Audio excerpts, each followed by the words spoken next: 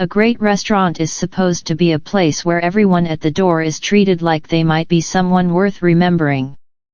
But for one maître d', that idea only ever applied to people who looked a certain way before they'd said a single word. A woman in a plain black coat and flats walks into the city's most celebrated restaurant and asks for the private corner table she reserved under her own name. He looks her over once, smiles thinly, and tells her that table is reserved for their real VIPs, and offers her a seat near the kitchen instead. What he doesn't know is that the woman he just quietly humiliated had signed the papers only 2 days earlier, making her the majority owner of the entire restaurant group. Before we begin, comment where you're watching from today, and subscribe, because next week's story is one you don't want to miss. Now, let's get into it. Aubaire's Solstice had occupied the same corner of the historic district for almost 40 years, a restaurant so thoroughly woven into the city's idea of itself that food critics rarely bothered reviewing it anymore. It simply existed, the way a landmark existed, its dark wood paneling and hand-painted ceiling murals having outlasted 3 different culinary trends and at least 2 recessions. To dine at Aubaire's Solstice on a Friday night was to be, in some small but very real way, seen. And the man who decided who got to be seen, and exactly how well, was a maître d' named Julien Voss. Julien had worked the floor at Aubaire's Solstice for 16 years, rising from a barely tolerated coat check attendant to the single most powerful gatekeeper the restaurant possessed. He didn't cook. He didn't manage the wine cellar. He didn't even, technically, own a stake in the business.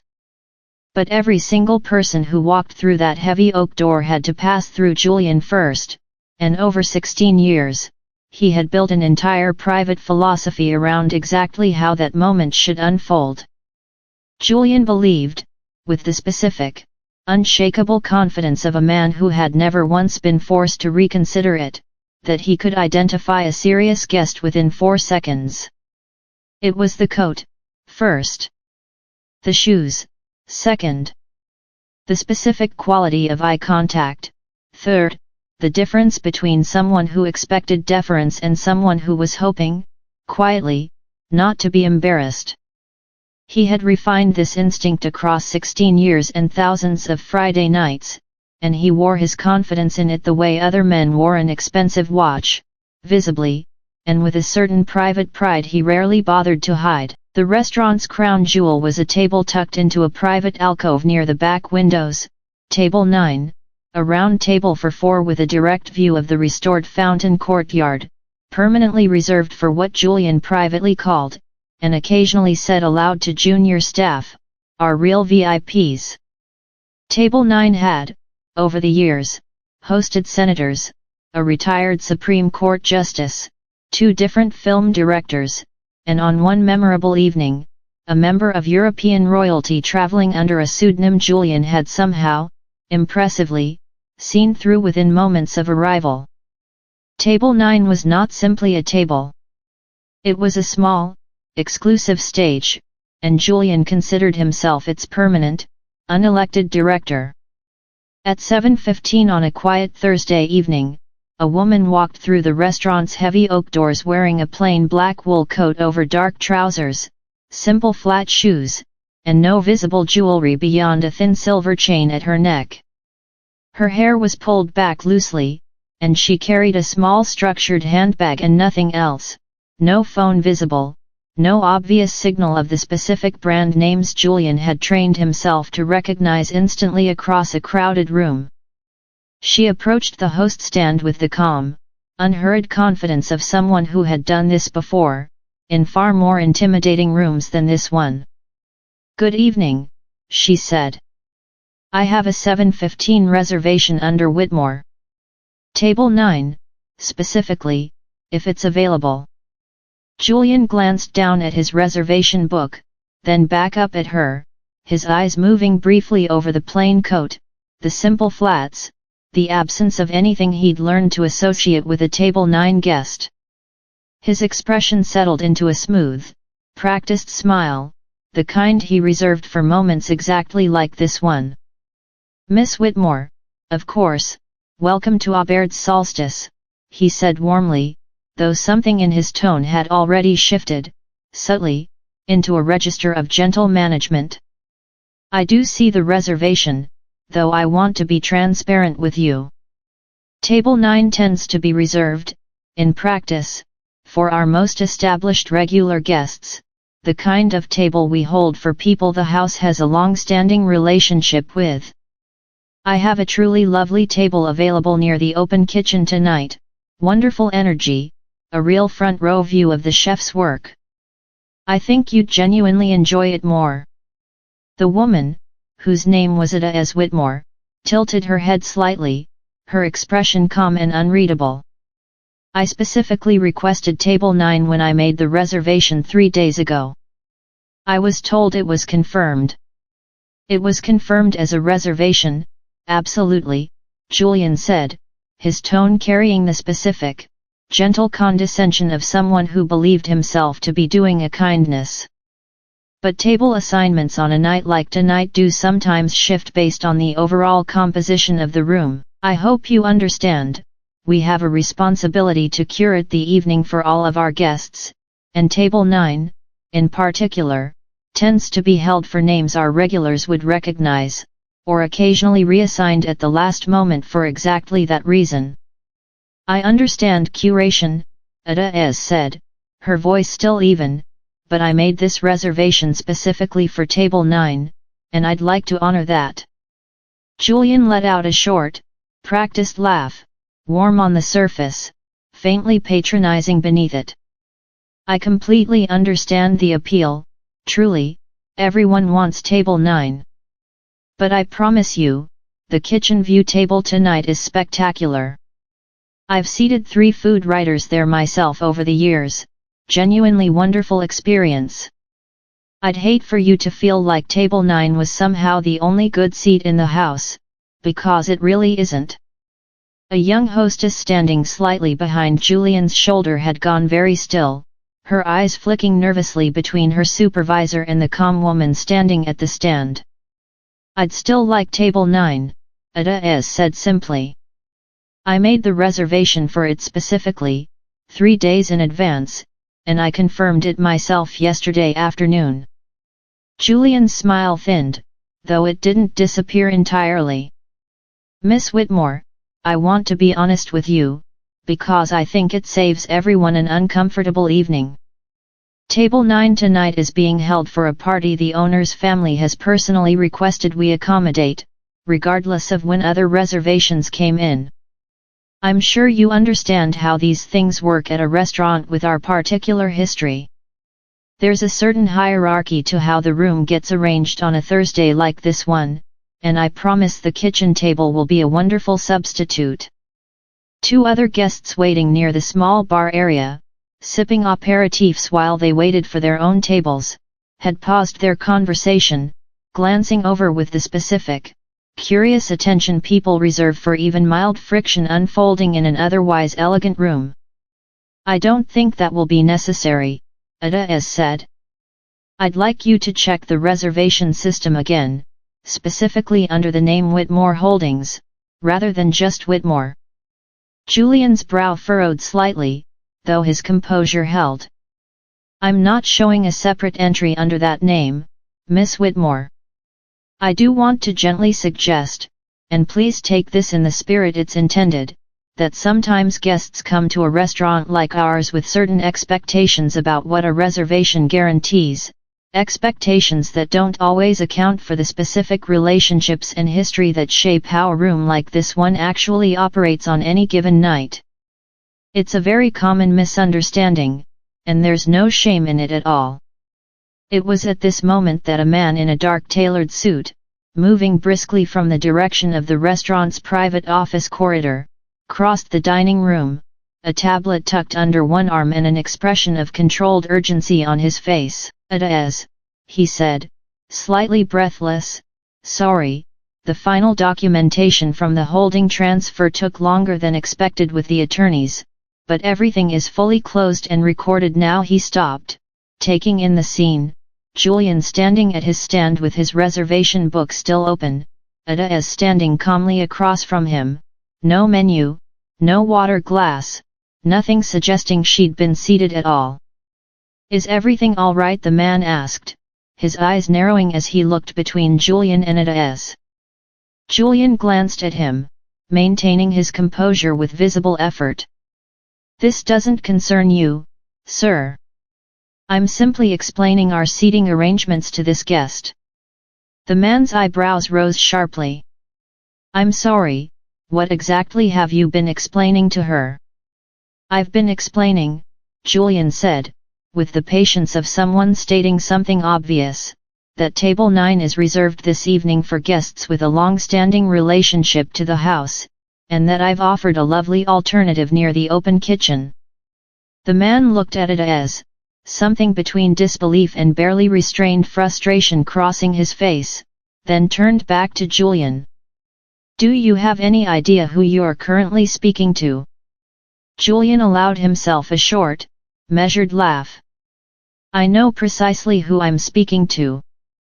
A guest whose reservation, based on this conversation, doesn't appear to carry the specific priority she seems to believe it does. Miss Whitmore's holding company, the man said, his voice dropping into something quiet and precise, completed a transaction 2 days ago acquiring majority control of Solstice Hospitality Group. Which, in case that name means nothing to you, happens to be the parent company that owns Aubaird's Solstice, along with 6 other properties across the city. Every table in this room. Every wine bottle in that cellar. Your entire compensation structure. The words landed in the elegant, hushed dining room with the specific, physical weight of a dropped glass, the kind of silence that seemed to swallow the low murmur of surrounding conversation entirely. The 2 guests near the bar had gone completely still, one of them lowering her apéritif glass slowly, as though afraid the sound of it touching the counter might draw unwanted attention. Julian's hand, which had been resting confidently on the edge of his reservation stand, went rigid. That's not possible, he stammered. Any ownership change at the group level would have been communicated to management immediately. I would have been briefed personally. I have relationships with the ownership family going back over a decade. The transaction closed privately 2 days ago, the man said. The formal announcement to restaurant leadership across all 7 properties is scheduled for Monday's group meeting. Miss Whitmore asked specifically to visit this location unannounced tonight, before any internal notice went out, because she wanted to understand exactly how the front of house treats guests who walk in without the specific signals your staff has apparently been trained to look for. Ada had not moved from where she stood, had not raised her voice once through any of this. She looked at Julian now, her expression calm, unreadable. You can stop explaining the seating hierarchy now. Miss Whitmore, Julian said, his voice suddenly small, I had absolutely no idea. If I had known who you were, I would never have suggested. You would never have suggested the kitchen table, Ada finished for him, quietly. You said that already, several times, along with the story about the owner's family and the very specific history of the room, all before you'd let me finish a single sentence explaining that I had, in fact, made this reservation for this exact table, under my own name, 3 days in advance. Julian's mouth opened and closed without producing sound. The man in the dark suit, whose name was Desmond Achterberg, Ada's chief of staff, had already begun typing quietly into his tablet, his expression the focused calm of someone documenting exactly what he was witnessing for a report that would exist within the hour. I think, Desmond said, not looking up from his tablet, we should speak with whoever is currently serving as general manager. Tonight, if possible. I am the senior manager on the floor this evening, Julian said, his earlier confidence entirely drained away. Our general manager, Mrs. Delacroix, she's away at a hospitality conference until Sunday. Then we'll need her direct line, Desmond said, still typing. And I'll need the names of everyone on staff tonight who witnessed this conversation, for the record.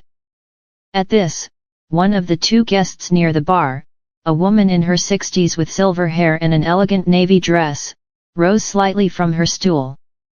I'll say something, if it helps, she said, her voice carrying an edge of genuine discomfort. My husband and I have dined here for almost 20 years. I heard nearly the entire exchange. She asked for her own confirmed reservation and was met with excuse after excuse before she'd even set down her coat. I've never seen anything quite like it in all our years coming here. Julian flinched visibly, his gaze dropping briefly to the reservation book still open in front of him. Adaez raised a hand slightly, a small, quiet gesture of acknowledgement. Thank you, she said to the woman. That's appreciated, though it may not be necessary just yet. She turned back to Julian, who was now gripping the edge of his stand as though it were the only thing keeping him upright. Mr. Voss, Adaez said, her voice still even, carrying none of the condescension he'd aimed at her only minutes before, I want to be very clear about something, because I don't think you fully understand what just happened here. This was never truly about Table 9. I don't need a fountain view to enjoy dinner. I own the fountain. This is about the fact that in the 4 seconds it took you to look at my coat and my shoes, you decided I didn't belong at a table that, as it happens, sits inside a restaurant I now control the majority stake of. And I have to wonder, genuinely, how many other guests have stood exactly where I'm standing now, over your 16 years here, and been quietly, elegantly, condescendingly redirected toward a lesser table, simply because they didn't look, in that first 4 seconds, like the kind of person you'd decided Table 9 was reserved for. Julian said nothing. There was nothing left to say that wouldn't make things considerably worse. Desmond, Adaez said, turning to her chief of staff, please have someone pull the seating logs and any staff notes for this location going back 3 years. I want every documented instance where a guest with a confirmed premium table reservation was reseated elsewhere upon arrival, cross-referenced against whatever notes staff may have left regarding the guest's appearance, demeanor, or, as Mr. Voss put it earlier, their relationship to the house. Already requesting it, Desmond said, his fingers still moving across the tablet. Julian's hands had begun to tremble slightly against the polished wood of his stand. Miss Whitmore, I've worked this floor for 16 years. I built this restaurant's entire reputation for exclusivity almost single-handedly. This was one interaction. I can explain the context, the pressures of a Thursday night, You can, Adaez said, not unkindly, but without warmth either. To whoever ends up reviewing the incident report, and likely to Mrs. Delacroix directly once she returns Sunday. I'd think carefully about what you say, because Desmond has already documented this conversation from the moment he walked in, and at least one long-time guest just offered to corroborate it independently. The dining room had settled into an uneasy quiet now, the earlier elegant murmur replaced by something considerably more tense. A young server, passing near the host stand with a tray of appetizers, had slowed his pace considerably, watching the scene with wide, cautious eyes before continuing on toward his table. Am I being terminated tonight? Julian asked, his voice barely above a whisper. That's not my decision to make in this exact moment, Adaez said. I don't handle day-to-day personnel matters directly, and I have no intention of turning this into a public spectacle in the middle of service. That's what Mrs. Delacroix and the group's HR office are for, but I will be speaking with both of them this weekend, and I will share my own account of exactly what I witnessed and exactly what you said to me across the last several minutes. What happens after that will be a decision they'll have to make, with complete information in front of them. She paused, then added, though I'll say this honestly. If the pattern Desmond finds in those seating logs resembles what I just experienced tonight, I don't imagine this will be a particularly difficult decision for anyone involved. Adaez was seated, quietly and without further incident, at table 9 several minutes later, by the young hostess who had watched the entire exchange unfold and now moved with visibly careful, deliberate professionalism. Julian remained near his stand for the rest of the evening, greeting subsequent guests with a noticeably subdued version of his usual practiced warmth, occasionally glancing toward table 9 with an expression somewhere between dread and disbelief. 3 days later, in a wood-paneled conference room adjacent to Solstice Hospitality Group's corporate offices, General Manager Colette Delacroix sat across from Adaez Whitmore and Desmond Achterberg, her tanned face noticeably paler than it had been upon returning from her conference.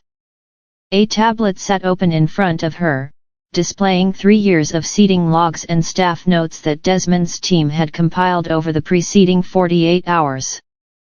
Miss Whitmore, Colette began, her voice tight with barely controlled anxiety, I want to start by saying I am deeply troubled by what I've reviewed since returning yesterday. I had no formal awareness that this kind of preemptive reseating, was occurring at this level of consistency. I believe you didn't have formal awareness, Adrian. No, Adaez said evenly, catching herself. I'm less certain you didn't have some informal sense that it happened, at least occasionally. Colette winced slightly. The logs Desmond's team pulled, I've spent most of yesterday and this morning reviewing them personally. There's a pattern I genuinely cannot responsibly ignore. 26 documented instances over 3 years where guests with confirmed reservations for Table 9, or one of our other 2 premium tables, were reseated elsewhere upon arrival, without the guest's request. 19 of those 26 instances involved staff notes, largely written by Julian himself, describing the guest's attire, demeanor, or in a handful of particularly troubling cases, notes that referenced the guest's race or ethnicity directly as a factor in the decision to reseat them, phrased, and I'm reading directly here, as concerns about whether the guest would fit the room's usual composition. And Julian Voss's name, Adaez said, appears on how many of those 26? Colette exhaled slowly, the sound heavy in the quiet room. 22. The room sat in heavy silence for a long moment, the weight of the number settling over all 3 of them. I want a full, independent audit of seating practices across all 7 properties in the group, Adaez said, turning to Desmond. Not just this location. If a pattern this consistent existed here, under one maître d's judgment, largely unchecked for 16 years, I want to understand whether it exists more broadly among front-of-house staff who've simply never generated a complaint loud enough to reach corporate leadership. I'll have the audit team engaged across all 7 properties by the end of next week, Desmond said, already making detailed notes on his tablet. And Mr. Voss, Colette asked carefully, her voice quieter now. Adaez considered this for a long moment, her gaze drifting briefly toward the window before returning to Colette. I'm not interested in ending someone's career over a single conversation, even one as condescending as the one I sat through Thursday evening. But 22 instances over 3 years, all following an identical pattern, isn't a single conversation. That's an established practice this restaurant apparently tolerated, and in some sense quietly celebrated as part of its exclusivity, because it never generated a formal complaint loud enough to force a genuine reckoning, until this week. So termination, Colette said quietly, the word landing with obvious weight, that's a decision within your authority as general manager, based on the group's own personnel policies and the evidence now in front of you, Adaez said. But I'll be honest with you, Colette. If he remains on staff after this, in any capacity, I'll want an extremely clear understanding of what accountability actually looks like beyond a documented warning, because documented warnings apparently did nothing to interrupt this pattern after instance 1, or instance 10, or instance 22. Colette nodded slowly, making a careful note. "There's one more thing I should mention," she said, hesitating slightly. "Word of the incident has already begun circulating among the staff, and I'm told at least 2 of the guests present that evening have mentioned it to friends within the local hospitality and food writing community. There's already some quiet attention building around it, the kind of thing that tends to find its way into industry newsletters if it isn't handled carefully." Ada's expression didn't change. "That's not something I orchestrated, and it's not something I'm particularly troubled by. If people within this industry are discussing how guests actually get treated at establishments like this one, that's a conversation I would genuinely rather have happen honestly, in the open, than continue quietly, unresolved, in staff notes that sit unread in a filing system for years at a time." The following week unfolded with the particular, quiet intensity of a crisis being managed carefully rather than loudly. Desmond's audit team, working across all 7 Solstice properties, uncovered patterns that varied in severity but rarely in kind. At the group's flagship steakhouse across town, a similar pattern emerged around its private dining room, though involving a different maître d' whose documented receding instances, while fewer in number, followed an almost identical justification structure. At a smaller, newer property the group had acquired only 18 months earlier, the pattern was less pronounced but not absent entirely, suggesting, troublingly, that the culture had begun to propagate outward from Auberge Solstice's own long-standing practices rather than existing as an isolated anomaly. Ada's reviewed each report personally as it came in, resisting, according to Desmond, several opportunities to intervene more aggressively or publicly before the full picture had been properly assembled. "I want facts before I want consequences," she told him at one point, during a late evening call reviewing the steakhouse findings. "Consequences without complete facts just become a different kind of unfairness." Meanwhile, at Auberge Solstice itself, Julien Voss continued working his usual shifts, the restaurant's management having made the deliberate decision not to suspend him prematurely while the formal review proceeded, a decision Ada herself had specifically requested, over Colette's initial objection that it might appear, to observant staff, like tacit permission to continue as before. "I understand the optics concern," Ada had said during their conversation, "but I'd rather this be handled correctly than quickly.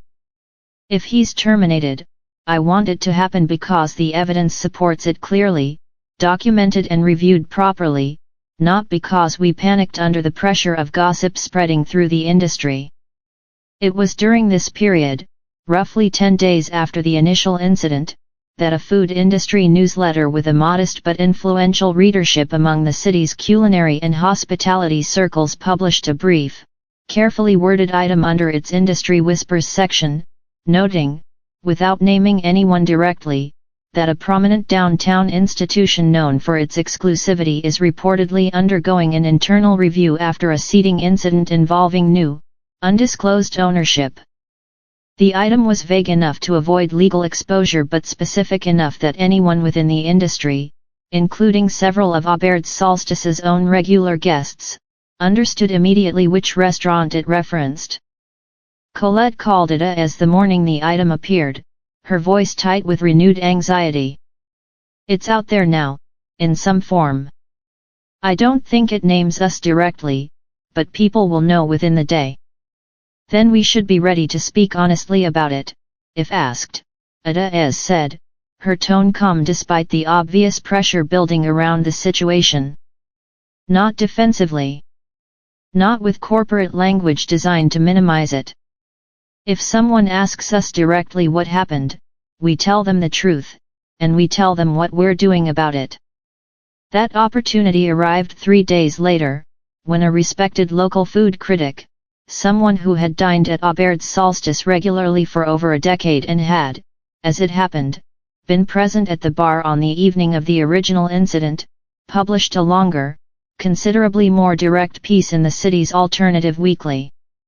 The piece didn't sensationalize the story, but it didn't soften it either, describing, in careful, measured prose, exactly what she had witnessed from her seat near the bar, the specific pattern of Julian's redirection attempts, and the eventual, quiet reveal of Ada's ownership.